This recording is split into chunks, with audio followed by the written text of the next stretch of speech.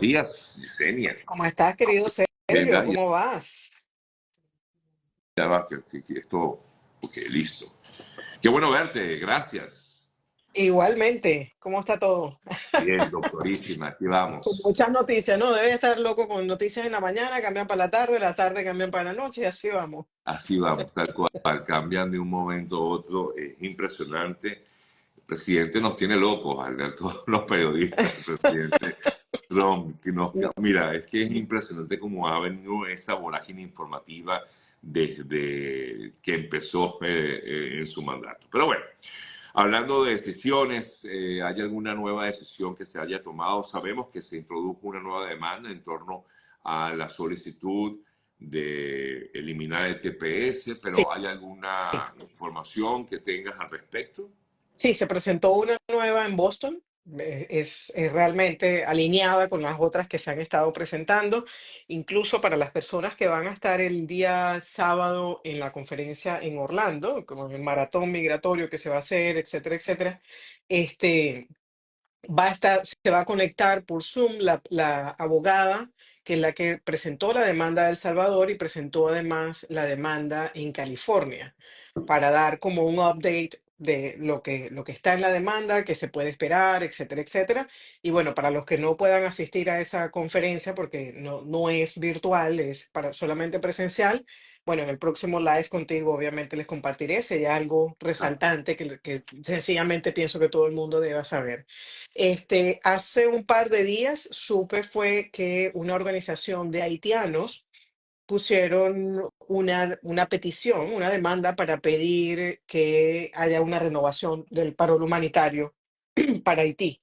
Es lo que sé, no hay ninguna información adicional al respecto, no hay ninguna información de que eso vaya a prosperar o no vaya a prosperar. Apenas creo que hace 2 o 3 veces solamente que se presentó. Entonces, una vez que haya alguna información y tal vez eventualmente pueda también ayudar a los venezolanos y al resto de los países, Cuba, Nicaragua, bueno, les estaremos informando. Más allá de eso, no hay nada adicional. Eh, en síntesis, Yesenia, un poco para explicarle a nuestros amigos que sé que están muy pendientes de esta información.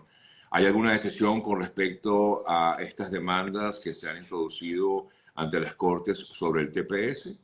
No, todavía no, todavía es temprano. El 24 de marzo está una audiencia que es una audiencia preliminar por parte del juez que está en California, donde se supone que ese día se va a dar a conocer cuáles son las medidas eh, provisionales que él va a tomar mientras escucha a las partes y toma una decisión sobre la petición de la no continuidad de la decisión del gobierno de no continuar el TPS, ¿no?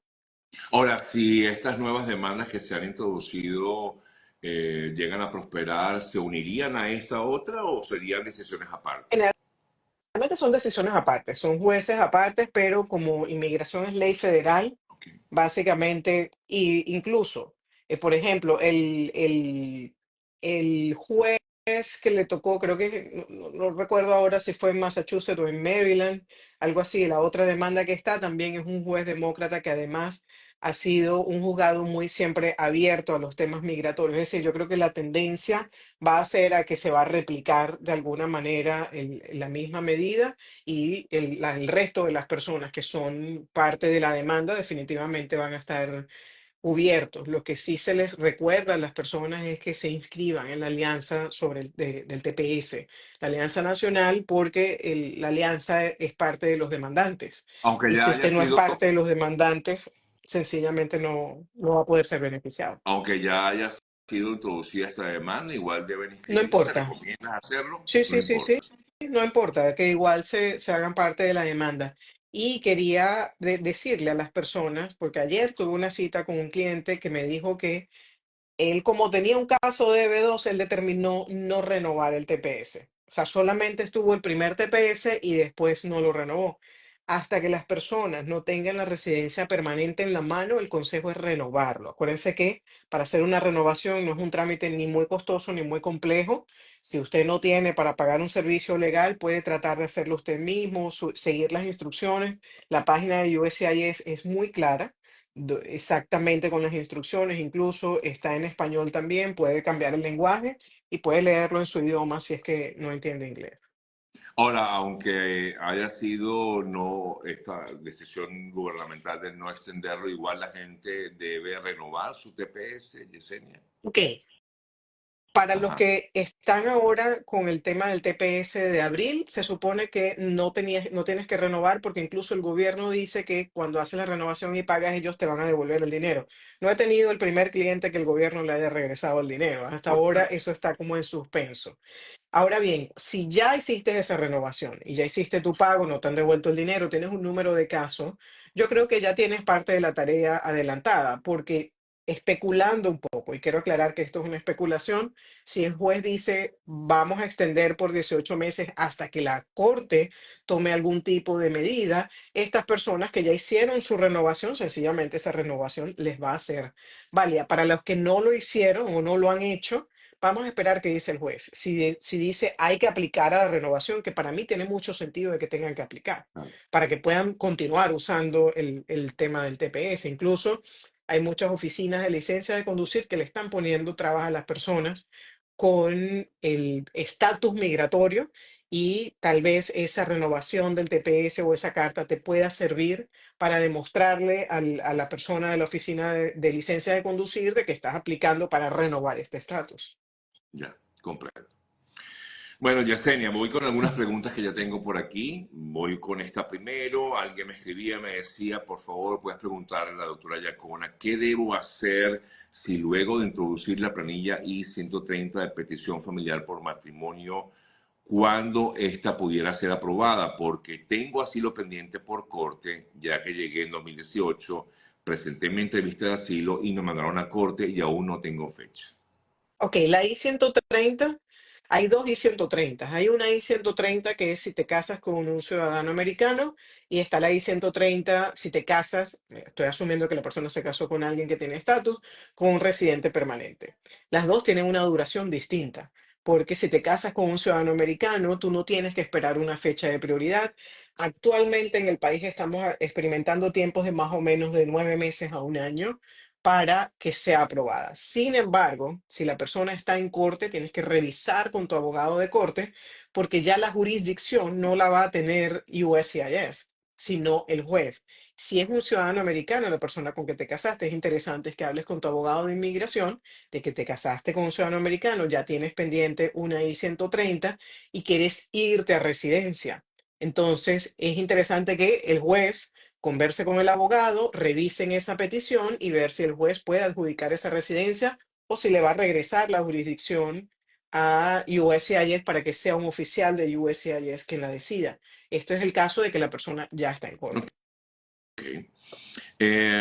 ¿Cuáles son las probabilidades de ser aprobado una visa H4 después de haber aplicado por asilo con TPS aprobado, dice esta persona?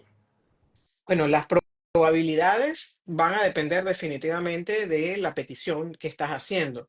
El tema es que si tú tienes un asilo político y tienes una visa H, que es una visa de trabajo, tienes que revisar exactamente cómo estás probando tu estatus migratorio para aplicar esta visa. Y esto es un tema interesante, Sergio, de abordar aquí, porque hay muchas personas, incluso, por ejemplo, que entraron al país, hicieron un asilo político, aplicaron un TPS, tienen el TPS hoy por hoy aprobado y con esta situación del TPS están buscando alternativas para mantener un estatus hasta que puedan resolver su tema migratorio. Entonces, hay quienes están buscando el tema de la visa de estudios. La visa de estudios es una opción, pero no es para todo el mundo, es caso por caso, porque la visa de estudios solo si tú has mantenido un estatus y tú no puedes tener un asilo político pendiente, porque ¿qué es lo que pasa? Un asilo político, ya tú le dijiste en migración de que tu intento es vivir en Estados Unidos porque te estás protegiendo de tu país. Y una visa de estudios es muy probable que no la van a aprobar porque eso es una visa que requiere un intento de no inmigrante. y requiere haber mantenido siempre un estatus. Recordemos que el asilo político no es un estatus. Al tú aplicar, vas a perder el dinero. Ahora, es diferente el escenario. Hay muchas personas que tenían otro visado, por ejemplo, un visado incluso de estudios.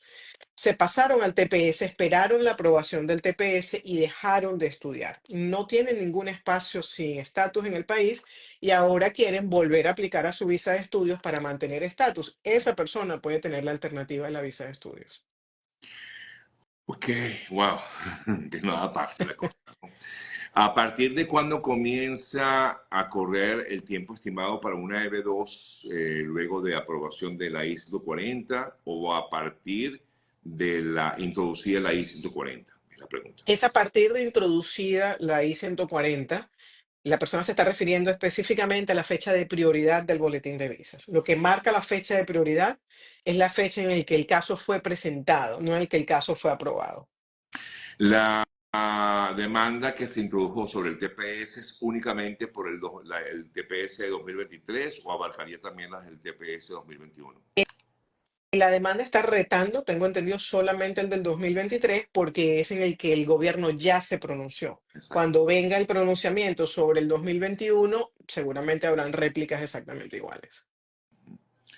Mi hija de 17 años entró con parol que se vence justamente hoy. Su padre, que es residente, la solicitó por reunificación familiar. Ella tiene una 7 y 730 aprobada meses después de su entrada a Estados Unidos.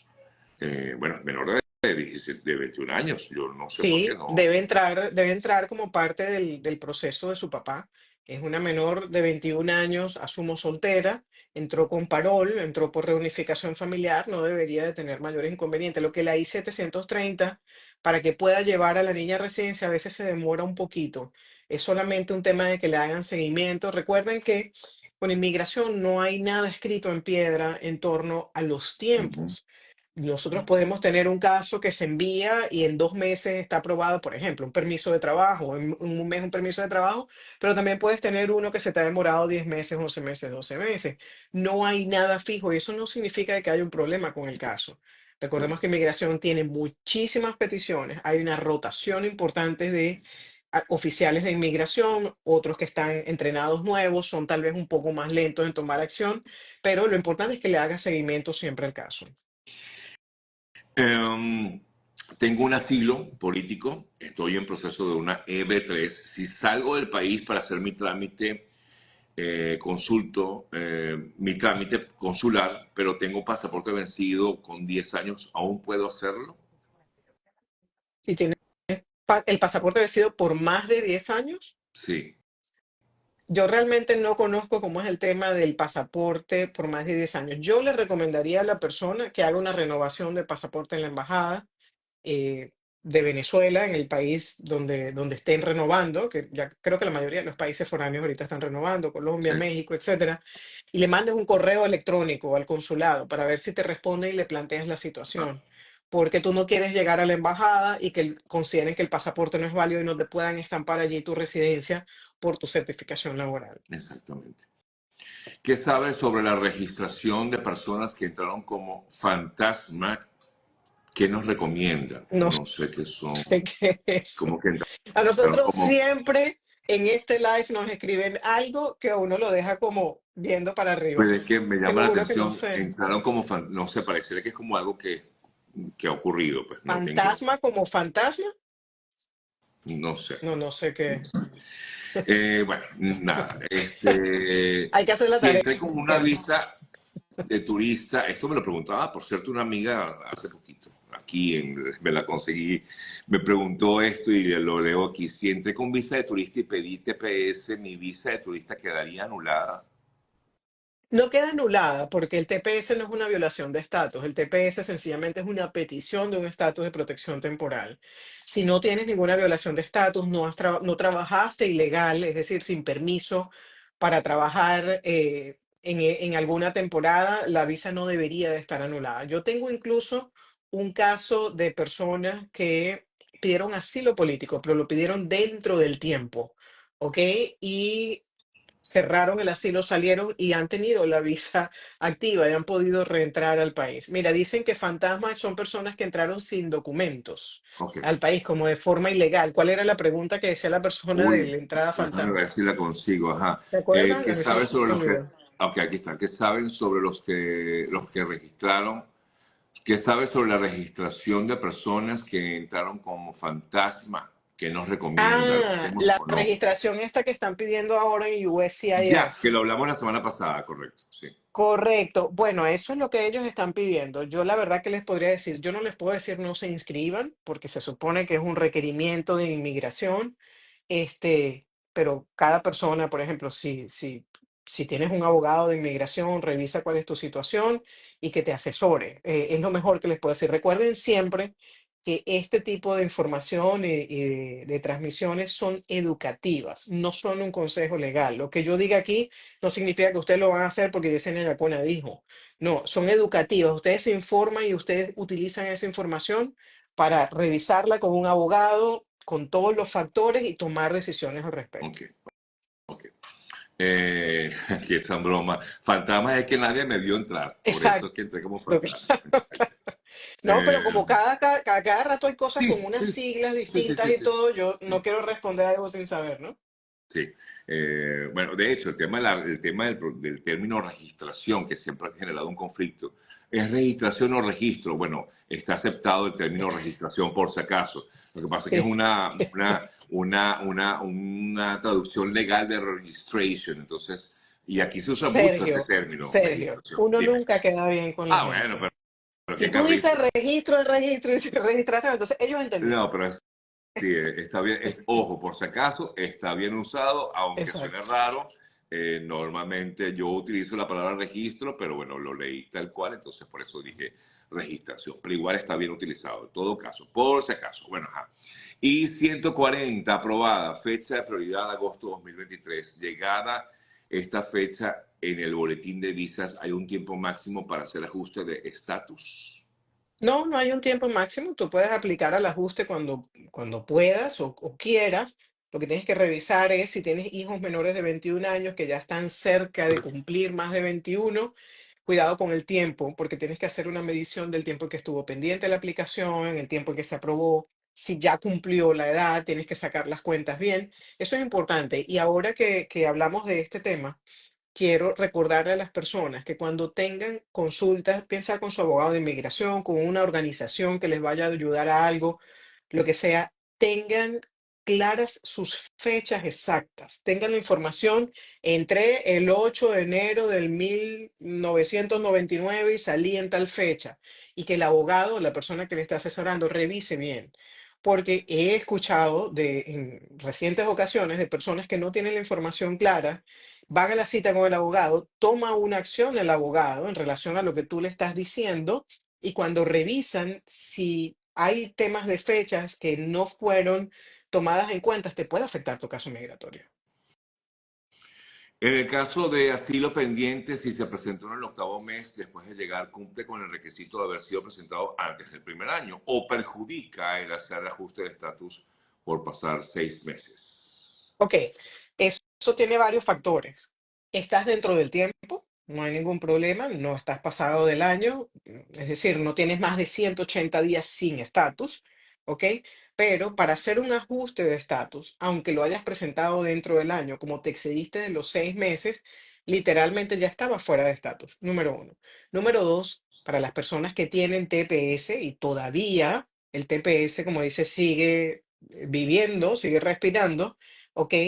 Y tienen este escenario, pueden intentar salir, reentrar y aplicar con el TPS y no tienen una sanción. Ahora, ¿qué pasa si para las personas que se exceden del año y no tienen ni TPS ni nada? Eso es un tema muy complejo, porque por un lado te toca pelear un asilo que existe extemporáneo y en segundo lugar, si vas a hacer un proceso consular y no tienes TPS y te excediste del año, no te van a aprobar el proceso consular porque ya ahí entra en vigencia la regla que te penaliza por haber estado más de 180 días sin estatus migratorio. Ese Ok. tema, por eso le digo, el tema de fechas es crucial.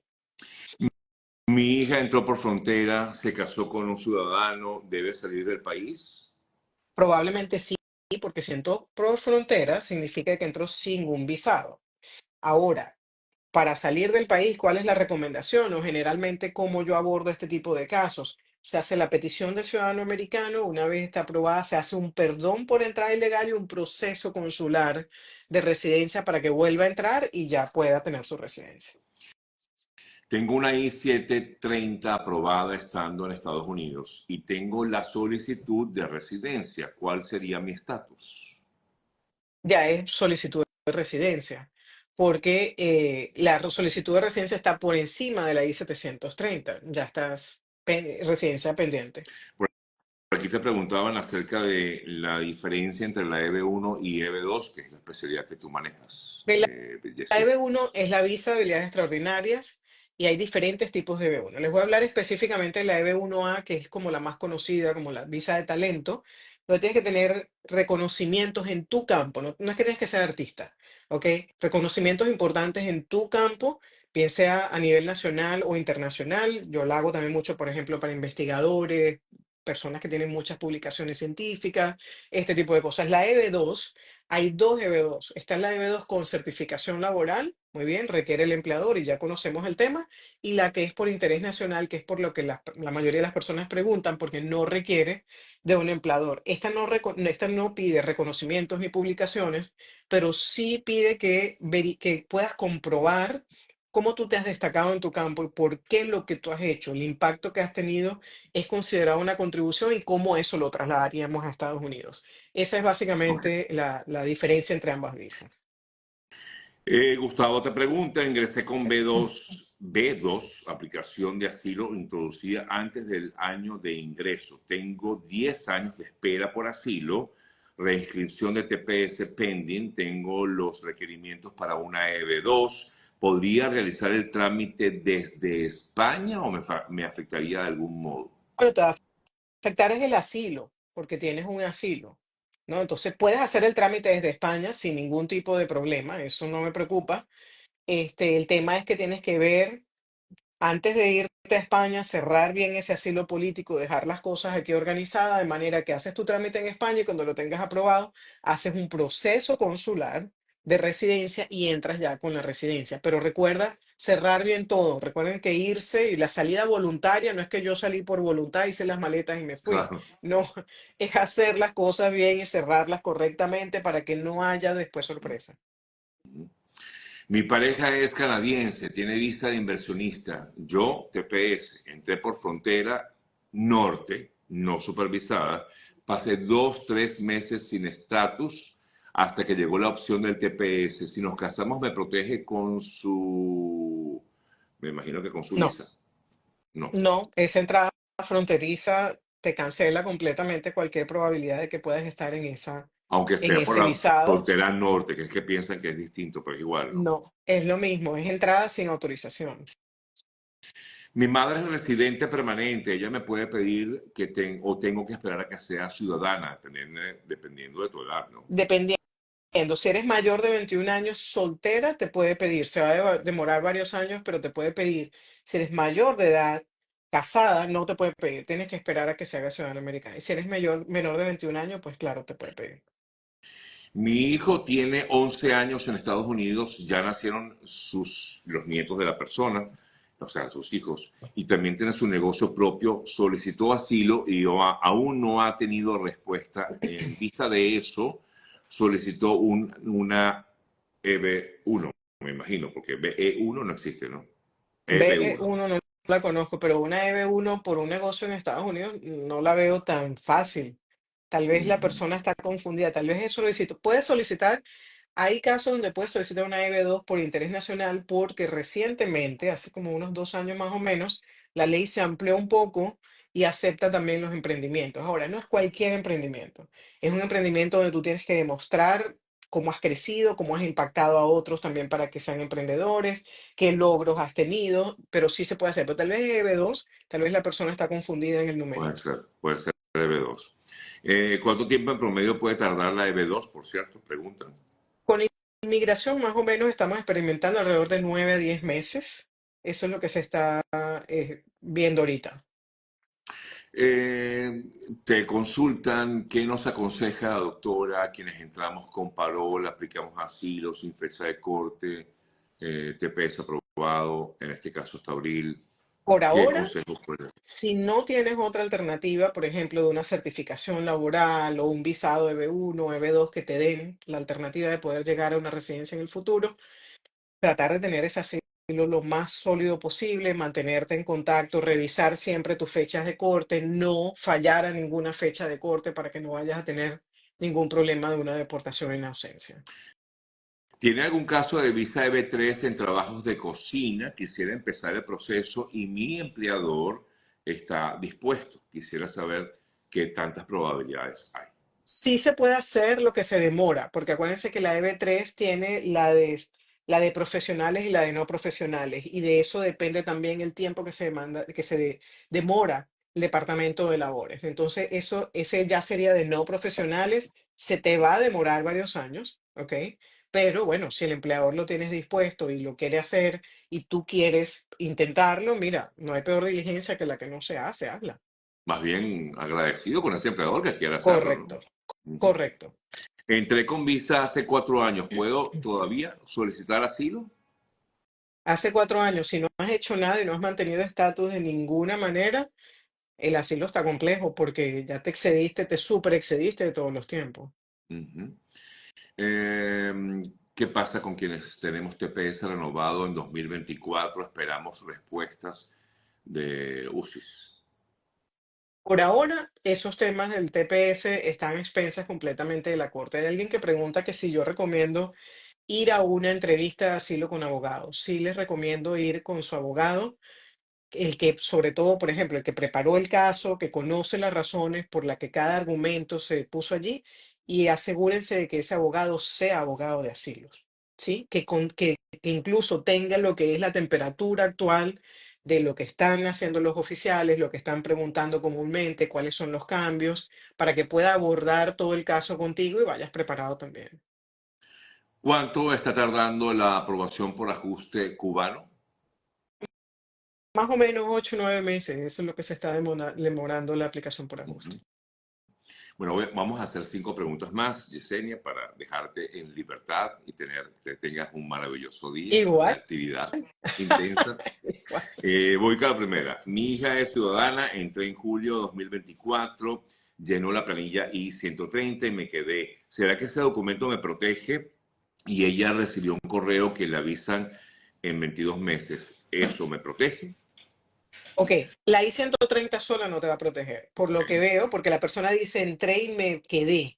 Puedes hacer de una vez la I-485, que es la de residencia. Esa sí te va a aprobar hasta que salga la aprobación de la petición de tu hija. Tú no tienes que esperar porque es una petición de una ciudadana americana a su mamá. No tiene tiempos de espera del boletín de visa, solamente el tiempo de gestión del procedimiento con inmigración. Entonces, allí te recomendaría que de una vez hagas el ajuste de estatus, te van a dar permiso de trabajo provisional hasta que te llegue tu residencia y va a ser definitivamente más fácil, vas a ganar mucho tiempo. Si no lo has hecho, hazlo de una vez. Si estás presente en Estados Unidos, si no estás presente en Estados Unidos físicamente, pues, tal cual, solamente puedes hacer tu I-130 y se te puede demorar hasta un año y algo. Ujú. ¿Cuál es el proceso para salida voluntaria de Estados Unidos, renunciar al asilo y al TPS? Bueno, el TPS no tienes que renunciar porque eso se expira por sí solo. Pero el asilo sí, yo te recomendaría mandarle una carta a inmigración cuando ya tengas el ticket de salida, mandarle una carta con tu copia del documento del asilo político, diciéndoles que tal fecha vas a salir, que quieres por favor cerrar formalmente el asilo político y ten una confirmación de que eso lo recibió inmigración, confirma, ¿ok? No solamente que se recibió, sino confirma porque es un proceso un poquito más sensible y quieres tener la confirmación de que en hecho alguien lo recibió y alguien se va a hacer responsable de ese sobre. Y te puedes ir. Mi madre solicitó la residencia estando en Venezuela, pero llegó aquí y se quedó y le salió la residencia. ¿Tiene que salir del país? ¿Hay alguna penalidad?